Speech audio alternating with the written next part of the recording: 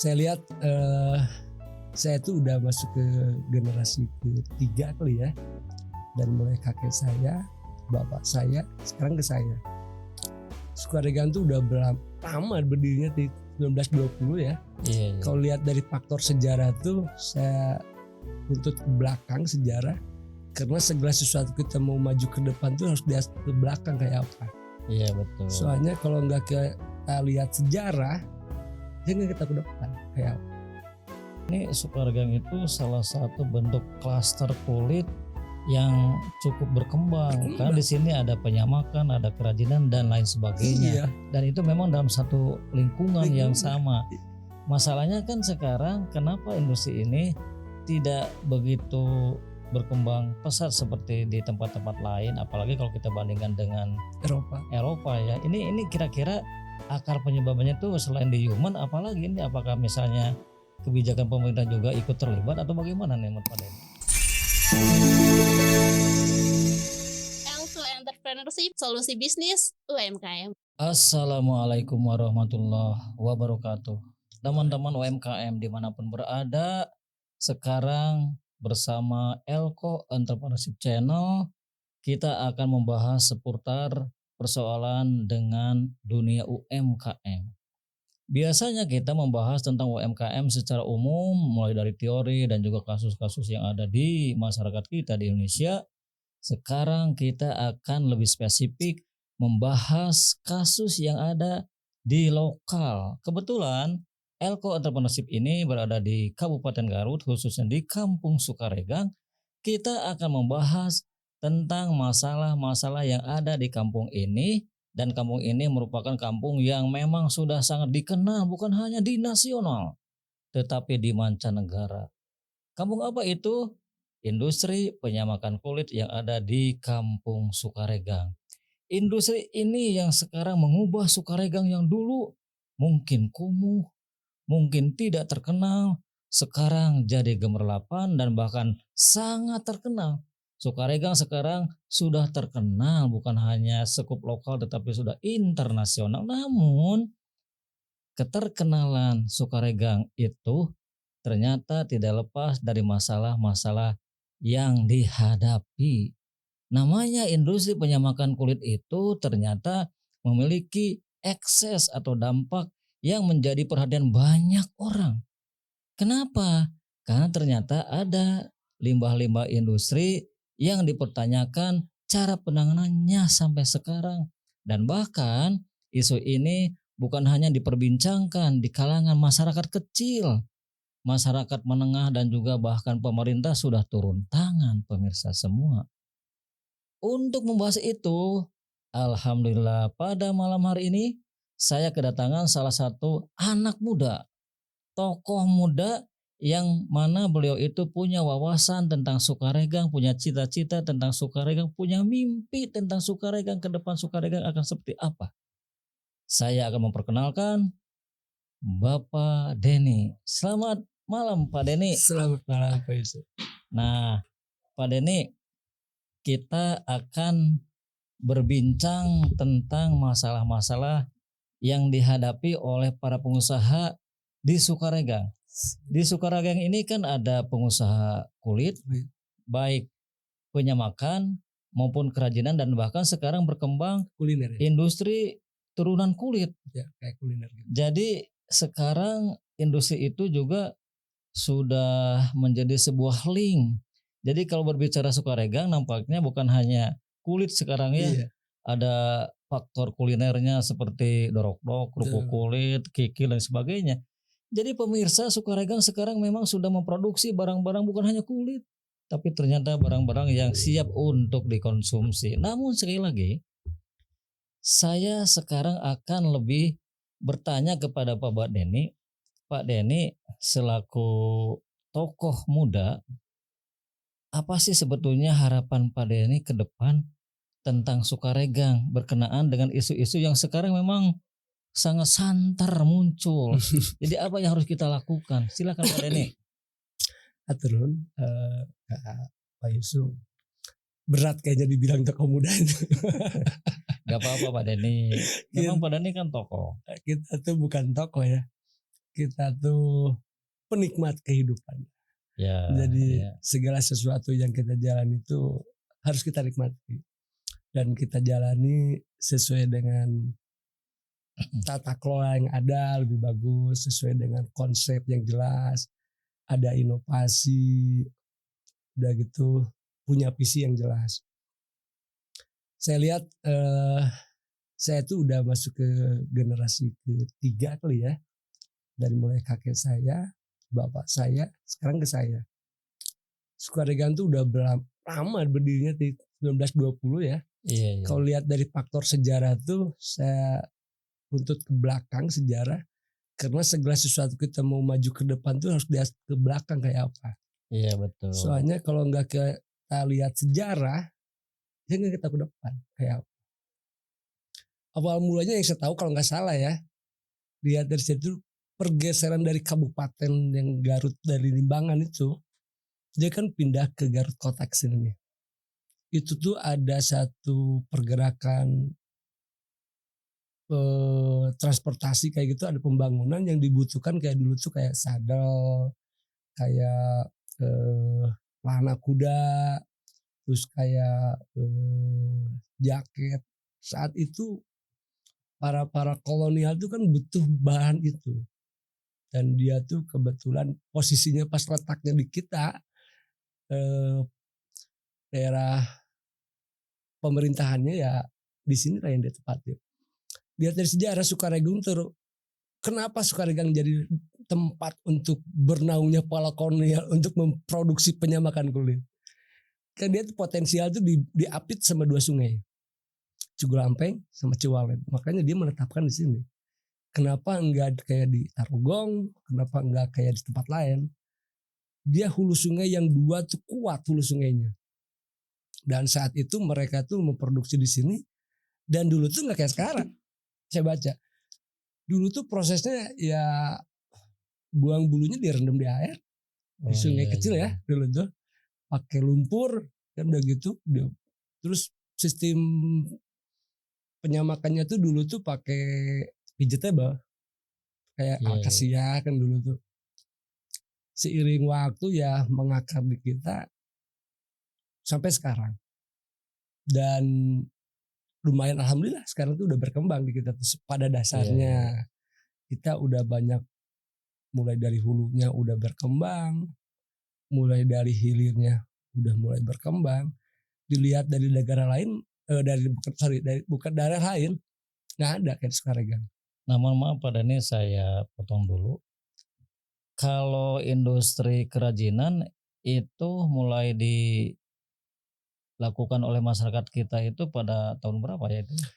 Kalau nggak salah dulu tuh tahun 82. Oh 82 ya. Waktu bikin jaket dari kulit sapi. Jadi itu jaketnya tuh kayak robot dulu tuh, nggak selemes kayak sekarang. Seiring waktu ada almarhum Pak Men, Pak An Busana, malah tokoh sejarahnya masih ada, Pak An Busana sekarang masih ada dulu tuh. Ya berkembang sekarang tahun 95 kalau nggak salah waktu itu kita memberanikan diri berkolaborasi dengan Gruti waktu itu. Nah, Gruti dia buka di kita, orang lain masih belum melek. Karena dulu tuh saya sempat waktu kecil saya berpikir, kenapa ya kita tuh selalu menjual produk bahan keluar. Kenapa kita nggak berani berinovasi bikin produk jadi, ya kan gitu. Akhirnya ngobrol sama toko Gruti, Pak Dadang tuh berkembang, udah kita buka aja sepatu Sukaregang, jaket kulitnya kan bagus katanya. Ya udah berkembang. Seiring waktu alhamdulillah gitu. Kebetulan almarhum bapak saya tuh dapat penghargaan Upah Karti waktu itu. Seiring waktu ya sampai berjalan seperti inilah. Cuman ada satu masalah yang belum disadari oleh semua pihak.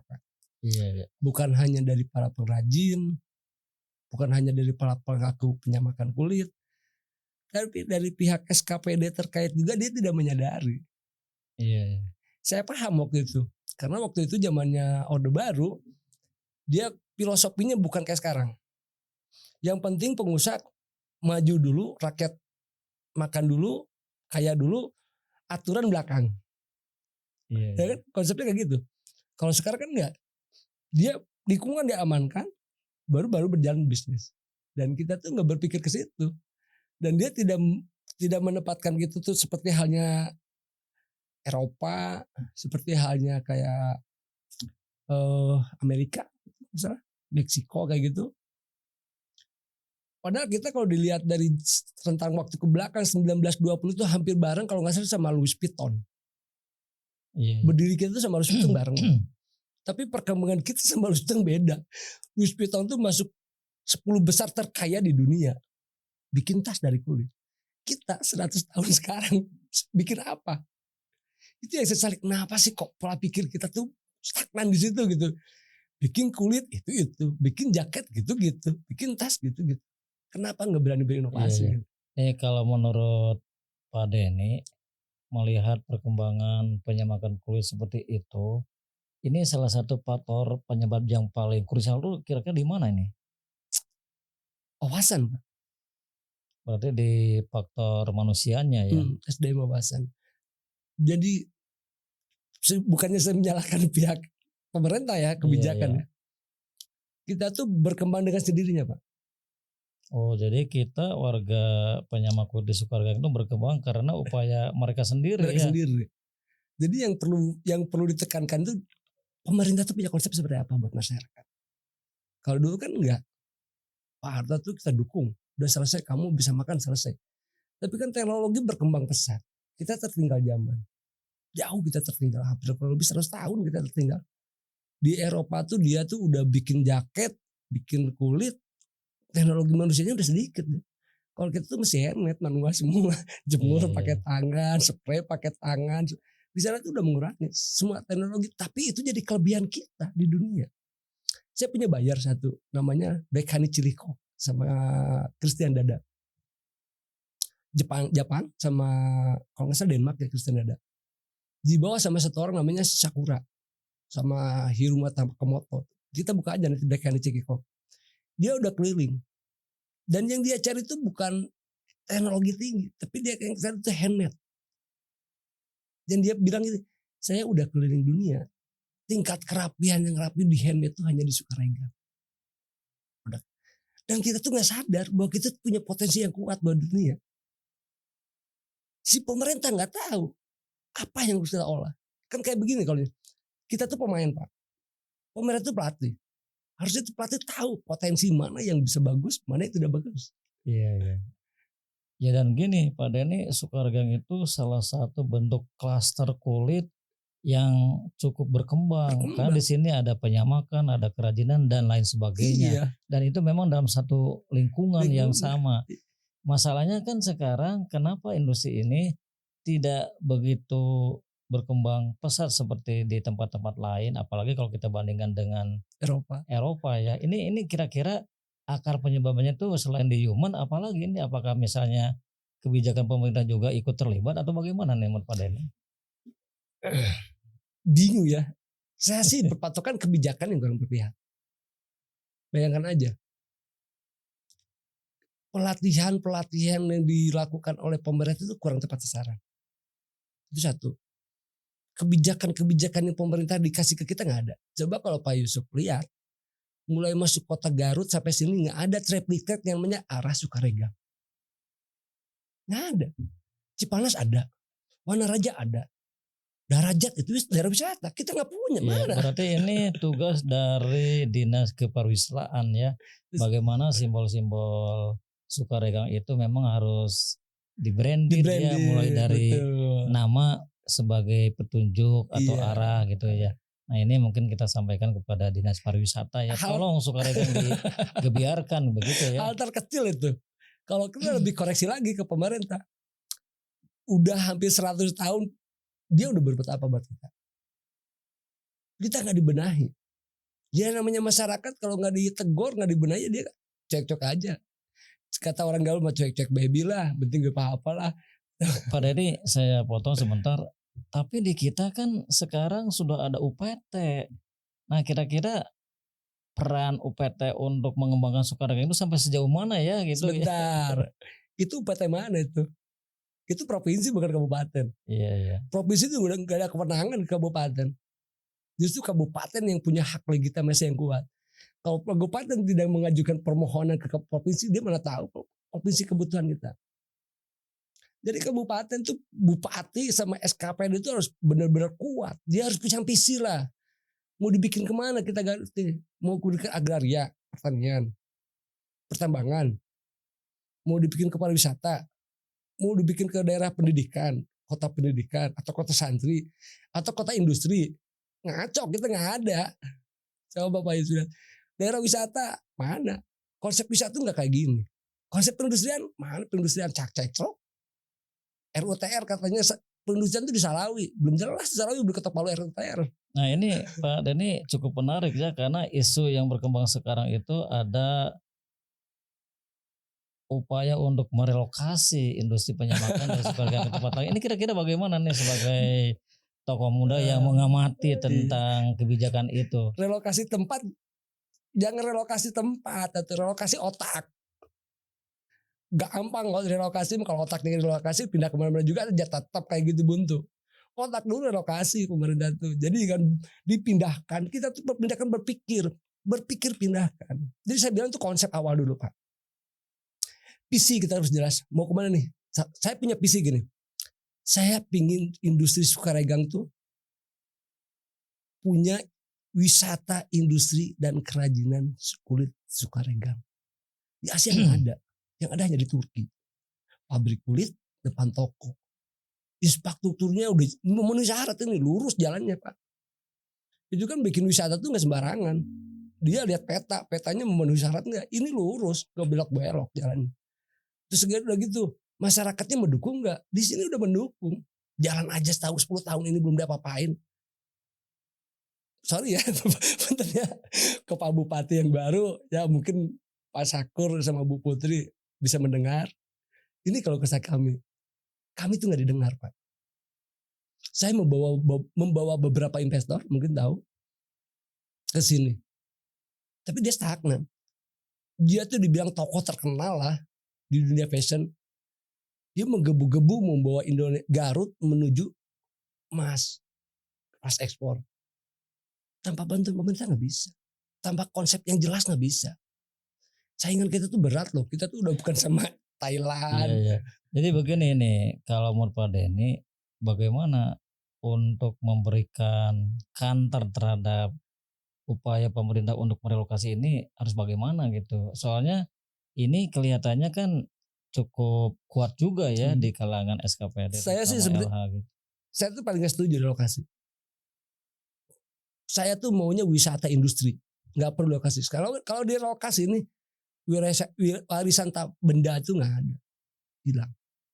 Kalau kita di sini tetap kita bisa memperjuangkan warisan tak benda. Nah masalahnya begini, pemerintah akan melakukan relokasi karena secara umum sekarang kawasan industri Sukaregang itu hampir sudah menjadi tempat-tempat pemukiman. Nah ini menjadi alasan utama. Nah kira-kira menurut Pak Denny, karena Pak Denny punya wawasan ini harus menjadi kawasan wisata industri, apa yang mungkin bisa disampaikan kepada pemerintah agar jangan dulu berpikir relokasi, tapi benahi dulu apakah misalnya di Sukaregang bisa dibenahi dengan konsep seperti apa yang jelas, kira-kira seperti apa?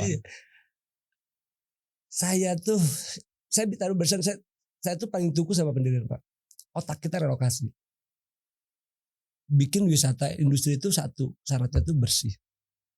2 nyaman. 3 ada potensi. 4 SDM. 5 kebijakan. Ujungnya. Kalau udah bersih, apa sih mau direlokasi? Malah bagus di sini nggak ada. Dia kan alasan relokasi itu karena padat lingkungan. Kita tuh bukan pengusaha besar loh, itu UMKM semua. Iya. Kan kawasan itu untuk industri yang besar. Kita tuh taruhlah kita sekarang pemerintah Garut tuh dibenturkan sama Perda kita 2019 untuk industri kulit harus direlokasi. Yang mana yang relokasi? Dan dia tidak mencabut Perda 20 tahun 2001 nomor 70. Kalau dia menetapkan Perda, dia cabut dulu itu kawasan sentranya. Dia mau berlokasi berarti lokasi yang besar. Kita tuh UMKM kecil boleh. Iya. Cuman kan satu Pak Yusuf, industri kulit itu mau direlokasi, mau enggak, mau besar, mau kecil, tata kelola itu harus tetap kita pakai. UKL, UPL, kebersihan lingkungannya. Kita bikin besar di lokasi, kalau UPL-UPL-nya nggak jalan kayak gini ya tetap aja Iya. jadi masalah juga. Jadi begini mungkin Pak Denny, pemerintah beralasan itu karena secara fakta jarang sekali pengusaha yang memiliki pengolahan limbah. Nah, mungkin satu sisi kita juga harus melihat realita bagaimana caranya teman-teman kita itu selaku penyama kulit bisa melakukan produksi bersih seperti yang Betul. sudah kita dapatkan beberapa info ya. Nah, kira-kira satu ya, mungkin Pak Denny bisa mengajak teman-teman UMKM khususnya untuk penyamakan kulit tentang industri bersih. Yang kedua juga pemerintah itu harus jelas tentang kebijakan industri sekarang itu harus bagaimana dan arahnya tuh kemana. Betul. Sesuai dengan harapan Pak Denny bahwa Sukaregang harus menjadi kawasan wisata industri. Nah, Bangga loh kira-kira seperti kita. apa? Pemerintah tuh dituntut untuk membina. Kewajiban pemerintah itu mendidik, mensejahterakan,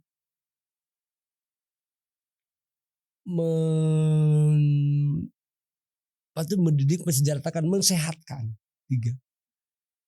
Mendidik itu membina, Pak. Kalau kita tidak dibina, dibiarkan, dia kenapa asal pembiaran? Kenapa dibiarkan rakyat? Berjalan lah mereka, tegurlah mereka, kasih tahu lah mereka. Nah selama ini kan saya lihat, sorry ya, sebenarnya saya kalau bicara itu malu Pak. Ya kita dibiarkan Pak. Cuman baru-baru ini mulai menggeliat ya, banyak kita pertemuan, konsep-konsep pemerintah sekarang, makanya saya mendukung Pak Sakur. Mendukung banget. Dia seorang akademisi. Saya berbicara begini dia punya visi. Dia misinya jelas. Cuman tinggal sekarang kesadaran dan kemauan di kedua belah pihak.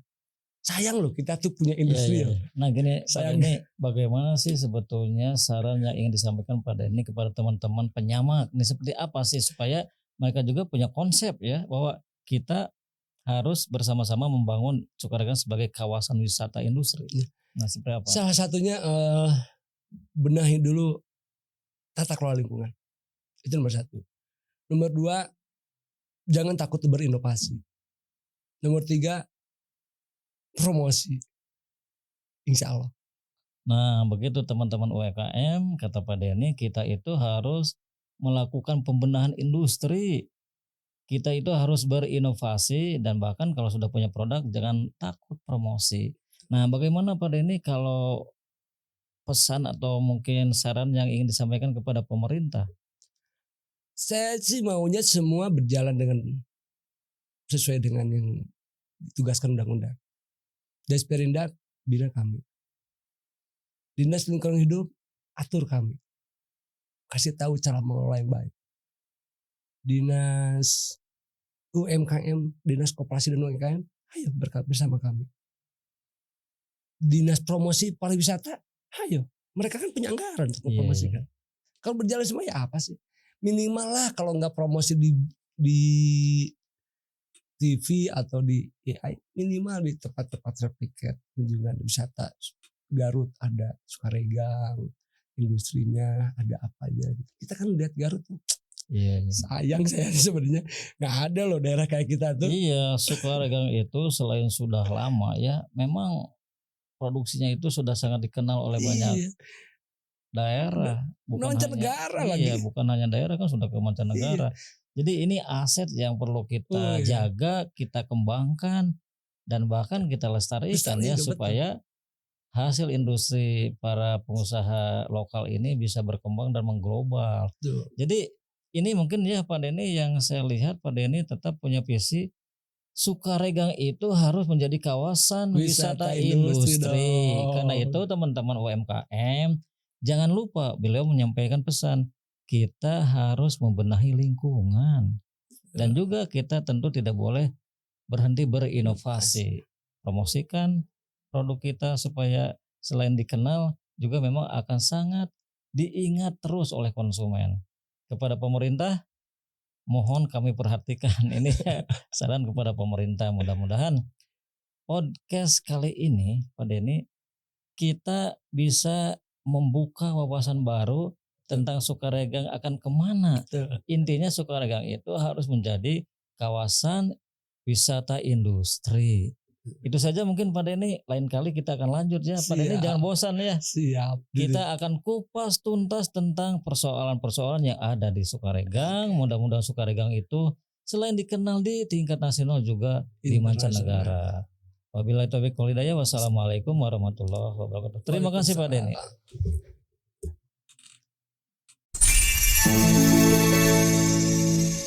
Elso Entrepreneurship, solusi bisnis UMKM.